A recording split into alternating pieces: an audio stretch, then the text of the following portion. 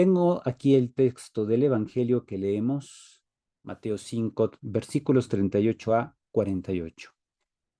En aquel tiempo Jesús dijo a sus discípulos: Ustedes han oído que se dijo, ojo por ojo, diente por diente, pero yo les digo que no hagan resistencia al hombre malo.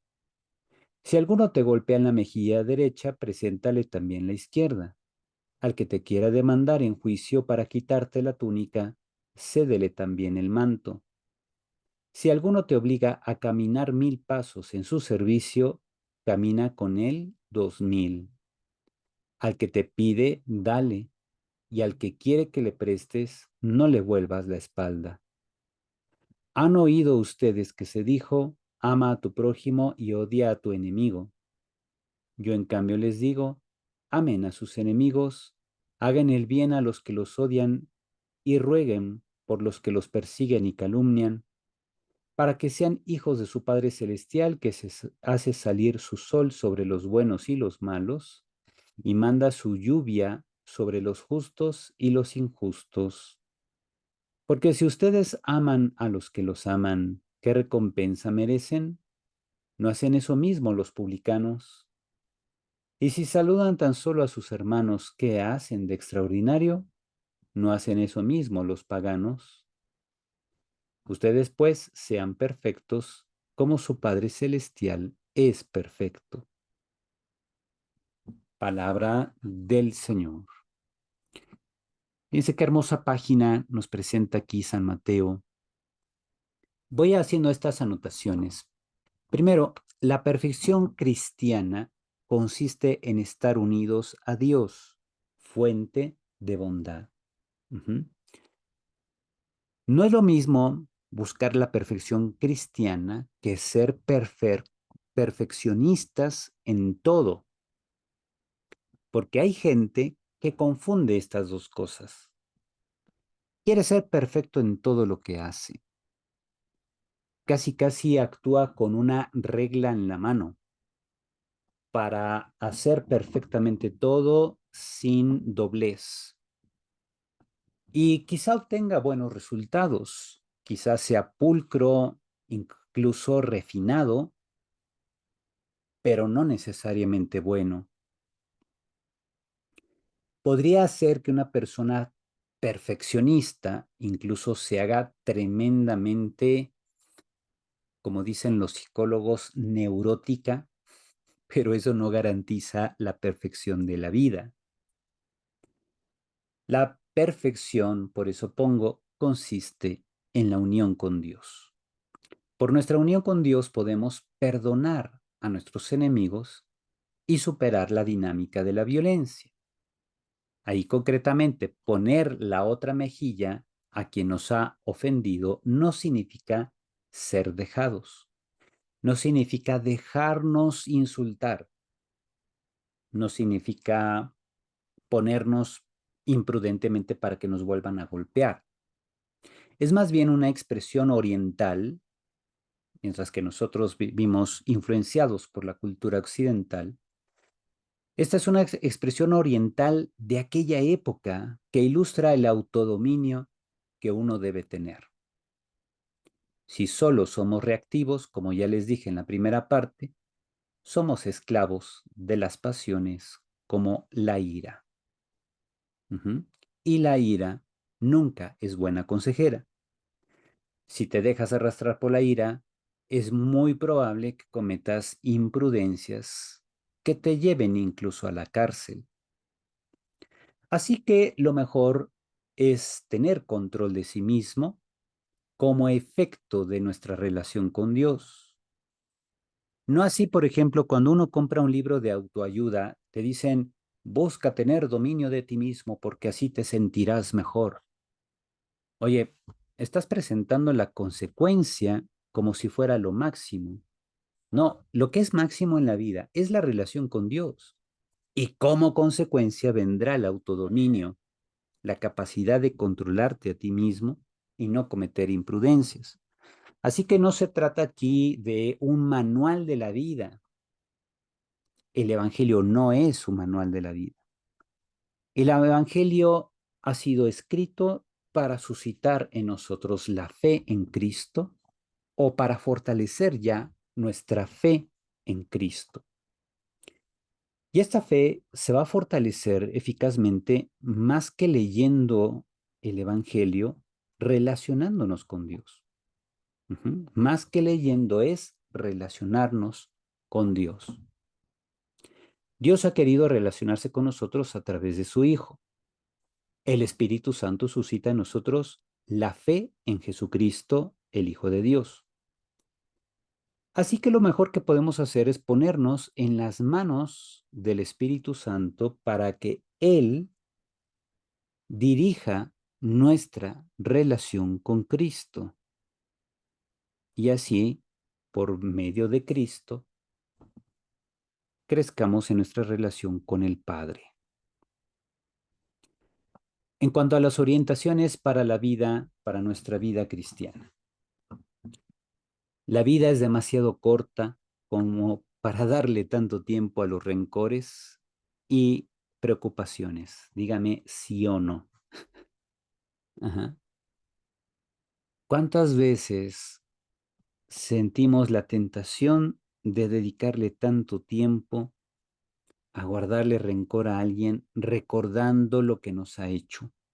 Una y otra vez nos vamos bombardeando con los recuerdos negativos para alimentar el rencor, como queriéndonos convencer que si guardamos rencor a alguien, vamos a ser mejores personas. Y no es cierto. En la medida en que tú te machacas la mente o la memoria con esos recuerdos negativos, no te haces mejor persona. Al contrario, vas envileciendo tus emociones, tus sentimientos e incluso, perdón, tus deseos para con esa persona. Lo mejor que puedes hacer es rogar a Dios por esa persona para que esa persona no haga más daño a otros como efecto del estar encarcelado en su propia ira. Esa persona que te hizo daño porque está atrapada en su coraje, está atrapada en sus ideas. Para que esa persona deje de ofender, ruega a Dios por esa persona para que esa persona se libere de su propia cárcel interior. Haciendo eso, entonces, tú te deslindas de la ofensa recibida, te concentras en lo que realmente importa en tu vida, que es tu relación con Dios, y te conviertes en un intercesor de alguien que quizá humanamente hablando no merezca tu perdón, pero si conviene pedir por esa persona, porque como efecto no va a dañar a otros. Así que pongo aquí, aprovechemos la vida para ser sabios, ejercitando el regalo de la fe con el poder, con el fin de unirnos a Dios cada vez más. Nos podemos valer entonces de la oración, la ascesis, que es la vigilancia sobre uno mismo, el ser sacrificados, el ser disciplinados, eso es la ascesis. Valgámonos también de la meditación diaria, valgámonos de los sacramentos, sobre todo vivir la misa, no nada más es ir a misa, hay que vivirla, hay que vivir cada sacramento que recibimos. Cada vez que yo vaya a confesarme, tengo que vivir el sacramento. No basta decirle al Padrecito los pecados y que, como dice mucha gente en México, Padre, écheme la bendición. No, la confesión no es echarte una bendición, es reconciliarte con Dios, es llenarte de su gracia santificante. Entonces, hay que vivir cada sacramento. También hay que ejercer el servicio a los demás de manera desinteresada. Y finalmente, realizar obras de caridad que ayuden a enriquecer la calidad de vida de otras personas. Obviamente hablamos de una calidad moral, no los voy a enriquecer con dinero. porque tampoco es ese el objetivo. Yo puedo enriquecer la calidad moral de otra persona a través de una obra de caridad. Así como, por ejemplo, cuando Jesús sanaba a los enfermos, enriquecía la calidad moral de esas personas porque los convertía nuevamente en protagonistas de su propia vida. Los reinsertaba en la dinámica del culto divino en una sociedad donde habían sido excluidos por tener defectos físicos, como ser ciegos y cojos, etcétera. Jesús les devuelve entonces este protagonismo en su propia vida, les devuelve el poder participar nuevamente en el culto de Dios y les capacita para que hagan lo mismo a otras personas, que se pongan a disposición de servir a otras personas. Eso es enriquecer la calidad de vida de alguien, la calidad moral de la vida de alguien. Ujú.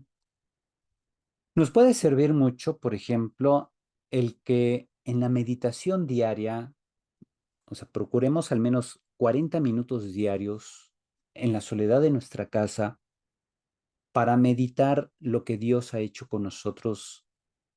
Puede ser en esa mañana, en el día anterior, o todo lo que Dios hizo por ti en la semana pasada, etcétera, para que procures que tu vida sea una respuesta eficaz y activa a lo que Dios ha hecho por ti. Ahora, de ahí va a surgir tu disposición, pero también la oración te va a ayudar a ponerte en las manos del Espíritu Santo y la ascesis, que es la autodisciplina, el cuidado de ti mismo, te va a ayudar a disponerte mejor a ese Espíritu de Dios para que tu vida en esta semana sea una constante acción de gracias por lo que Dios hizo por ti la semana pasada. Estoy poniendo ahí nada más un ejemplo de dinámica de vida interior. En realidad, pues cada uno de nosotros tiene una vocación específica al modo como se relaciona uno con Dios, pero ahí al menos hay ciertas ideas. El padre Herbert Alfonso fue un padre jesuita de origen indio, o sea, era de la India, y llegó a ser el presidente, le llaman, del Instituto de Espiritualidad en la Universidad Gregoriana cuando yo estudiaba en Roma, allá a finales de los años 90. El padre Herbert Alfonso tiene un hermoso libro muy chiquitito que se llama La vocación personal. Ese libro probablemente lo encuentre por ahí en PDF. Yo lo tengo de manera impresa. Se lo compré ahí en la Universidad Gregoriana en Roma en aquel tiempo. Y bueno, es un libro que nos recuerda cómo nuestra vocación personal consiste en la forma muy propia de cada uno de vivir la vocación de santidad que Dios nos ofrece a todos. Como les había puesto en la primera parte, la vocación a la santidad es una vocación universal, pero el modo concreto de realizar esa santidad de nuestra vida depende de la manera como naturalmente nos relacionamos con Dios. A esa forma natural de relacionarnos con Dios, el padre Herbert Alfonso le llamó la vocación personal. Por eso, cada uno es diferente y cada uno se relaciona con Dios de manera diferente. Entonces, oración, ascesis, meditación diaria, vivir los sacramentos, ser servicial, ejercer obras de caridad, cada uno lo hará de manera distinta porque cada uno se relaciona con Dios a su modo.